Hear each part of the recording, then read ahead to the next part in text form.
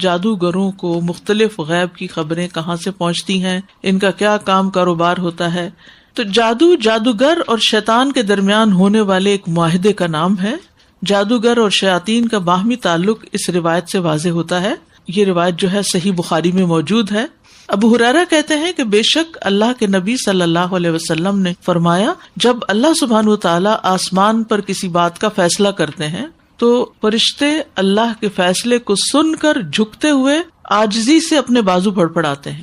یعنی اللہ سبحانہ وتعالی سے حکم لے کر عاجز ہوتے ہیں، جھک جاتے ہیں اور کانپنے لگتے ہیں ایک طرح سے، گویا کہ صاف پتھر پر لوہے کی زنجیر کھینچی جا رہی ہو. یعنی فرش کے اوپر اگر زنجیر کھینچ رہے ہوں تو جس طرح کی آواز آتی ہے اسی طرح کی ان کے پڑپڑانے سے آواز آتی ہے.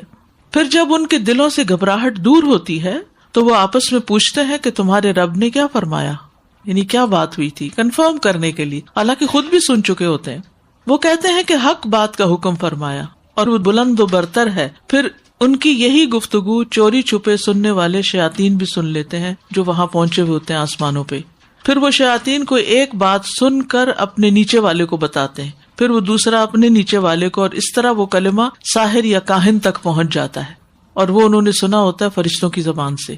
جو دنیا میں کوئی چیز ہونے والی ہوتی ہے یا کسی خاص انسان کے بارے میں کوئی حکم آ جاتا ہے اس کی موت کا یا کسی تبدیلی کا، کبھی تو ایسا ہوتا ہے کہ اس سے پہلے کہ وہ کلمہ اپنے نیچے والے کو بتائیں آگ کا گولا انہیں آ دبوچتا ہے. شہاب ثاقب جس کا ذکر قرآن مجید میں آپ پڑھ چکے ہیں، وہ شہاب ثاقب اس کو جا پڑتا ہے اور وہ جن وہیں بھسم ہو جاتا ہے.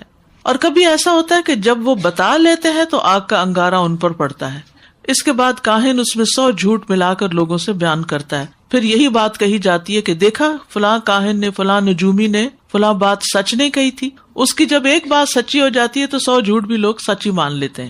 اسی ایک کلمے کی وجہ سے جسے آسمان پر شیاطین نے سنا تھا، لوگ کاہنوں اور ساحروں کی بات کو سچا گرداننے لگتے ہیں. وہ کہتے ہیں کہ یہ بالکل سچی بات تھی. یاد رکھیے کہ جادو ایک خبیث اور شیطانی عمل ہے. یعنی جادو کفر بھی ہے، جادو میں شرک بھی ہے، جادو ایک شیطانی عمل ہے، جادو کبیرہ گناہ ہے. تو اس کی سنگینی کو سمجھنے کی ضرورت ہے. یعنی ایک مسلمان اور جادو، یہ دو چیزیں آپس میں میچ نہیں کرتی.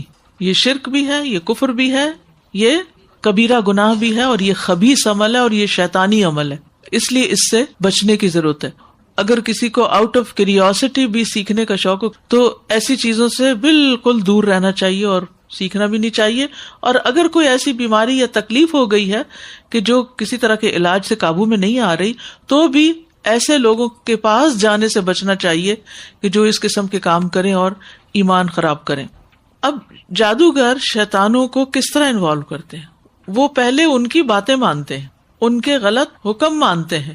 وہ شرک کرنے کو کہتے ہیں تو یہ شرک کرتے ہیں، اور وہ غلط قسم کی باتیں نعوذ باللہ اللہ تعالیٰ کے بارے میں یا اور اسی طرح پیغمبروں کے بارے میں یا دین کے بارے میں یا دین والوں کے بارے میں کرنے کو کہتے ہیں تو وہ ویسے ہی کرتے ہیں، کیونکہ اس کے بغیر وہ بات نہیں مانتے. یعنی پہلے وہ اپنی منواتے پھر اس کے بعد کام کر کے دیتے ہیں. تو بعض لوگ ہوتے ہیں نا، وہ کہتے ہیں فلاں عامل ہے، اس کے پاس موکل ہے اور اس کے ذریعے ہم فلاں اور فلاں کام کروا سکتے ہیں. تو اس سے بچنا چاہیے، کیونکہ وہ کس طرح کام لیتے ہیں. یعنی ایک معاہدہ ہوتا ہے دو طرفہ کہ تم ہماری یہ بات مانو پھر ہم تمہاری یہ بات مانیں گے، اور تم ہماری کیا مانو، نعوذ باللہ اللہ کو گالیاں دو مثلا. تو وہ کیا ہے، وہ اس کو پھر دینی پڑتی ہیں، اس کے بغیر وہ ہاتھ نہیں آتا. اور پھر وہ اسی طرح غلط طریقے اختیار کرتے ہیں. بعض اوقات آیات قرآنی کو پیریڈز کے خون یا کسی اور نجاست، پیشاب وغیرہ سے لکھتے ہیں. اسی لیے کہتے ہیں کہ جو پیڈز ہوتے ہیں ان کو پراپرلی ویسٹ کرنا چاہیے، خصوصاً اگر ان کے اوپر فریش بلڈ ہو تو ان کو ایسے ہی تھرو نہیں کرنا چاہیے. یا تو اس کو پانی کے نیچے تھوڑا کر دیں، یا پھر یہ ہے کہ سارے ملا کے ان کو جلا دیں یا کسی بھی طرح ان کو ڈسٹروائے کریں. ان کو ایسے کھلا نہ چھوڑ دیں، کیونکہ جنات یا جادوگر کسی طریقے سے یہ خون حاصل کرتے ہیں اور پھر ان سے وہ آیات لکھتے ہیں. اب یہ آیات کی کس قدر بڑی توہین ہے. جب وہ یہ کام کرتے ہیں تو پھر وہ جن ان کے قابو میں آتے ہیں. پھر بعض اوقات قرآنی آیات کو پاؤں کے نیچے لکھتے ہیں. کبھی قرآن مجید کو پاؤں سے باندھ کر بیت الخلاء میں جاتے ہیں، بغیر وضو کے نماز پڑھتے ہیں، اللہ کا نام لیے بغیر جانور ذبح کرتے ہیں، اور شیطان کے بتائے ہوئے جگہ پر جا کر پھینکتے ہیں اس گوشت کو. وہ کبھی آپ نے دیکھا کہ لوگ چھتوں پہ پھینک دیتے ہیں یا تو یہ چیلیں کھا لیں. اور صدقہ تو انسانوں کو زیادہ ضرورت ہے نا کھانے کی، جو غریب لوگ ہیں، نہ کہ چیلوں کو کھلانے کی، یا پھر کسی ایسے جنگل میں پکواتے ہیں جہاں ان کے چیلے ہوتے ہیں. یا کبھی آیات قرآنی کو الٹا بھی لکھتے ہیں، بیک ٹریک کرتے ہیں. تو اس سے کیا ہوتا ہے کہ معنی بدل جاتے ہیں. اب مثال کے طور پر آپ دیکھیے گاڈ لفظ کو اگر الٹا لکھیں تو کیا بن جاتا ہے, ٹھیک ہے نا, تو کتنی غلط چیز میں کنورٹ ہو جاتا ہے وہ لفظ. تو اس قسم کی بےہودہ باتیں جو ہیں وہ کرتے ہیں اور اس سے معنی جو ہے وہ تبدیل ہو جاتے ہیں. یا کبھی سگی ماں یا بیٹی سے زنا وغیرہ کرتے ہیں شیاطین کے کہنے پر, یعنی حد درجے کے قبیح عمل کرتے ہیں اور اس طرح پھر وہ ان سے کام لیتے ہیں.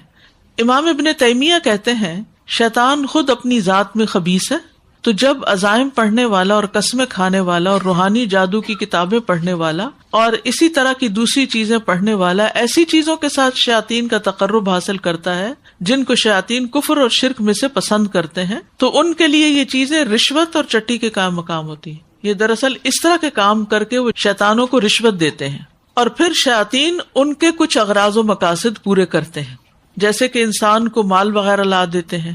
تو یہی وجہ ہے کہ ان میں سے بہت سے کاموں کے لیے وہ اللہ کے کلام کو ناپاک چیزوں کے ساتھ لکھتے ہیں. کبھی کلام کے حروف کو الٹا کر کے پڑھتے ہیں, کبھی الفاتحہ اور قل هو اللہ کے حروف کو الٹا لکھتے ہیں. تو آپ دیکھیے کہ جب قل هو اللہ اور الفاتحہ کو سیدھا پڑھا جاتا ہے تو علاج ہوتا ہے نا, جب وہ الٹا لکھ کر تکلیف دیتے ہیں تو پھر اس کو ریورس کیا جاتا ہے الفاتحہ وغیرہ پڑھ کر. اسی لیے الفاتحہ کو شفا کہا گیا نا, تو چونکہ اس میں شفا ہے تو وہ اس کو الٹا لکھتے ہیں تاکہ بیماری آئے.